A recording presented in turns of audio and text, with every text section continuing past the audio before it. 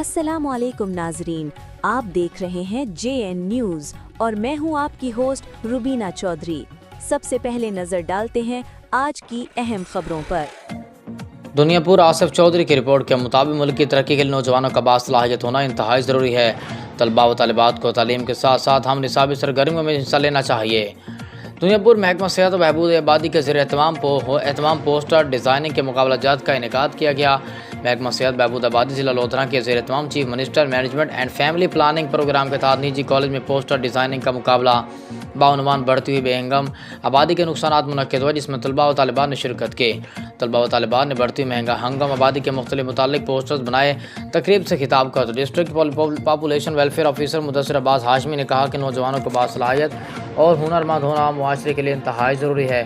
بڑھتی ہوئی آبادی سے دوسرے مسائل کے ساتھ ساتھ تعلیم کے میدان میں بھی مسائل پیدا ہو رہے ہیں، اس لیے ہمیں بڑھتی ہوئی آبادی کے نقصانات کو مد نظر رکھتے ہوئے اور اپنا خاندان اپنے وسائل کے مطابق ترتیب دینا ہوگا۔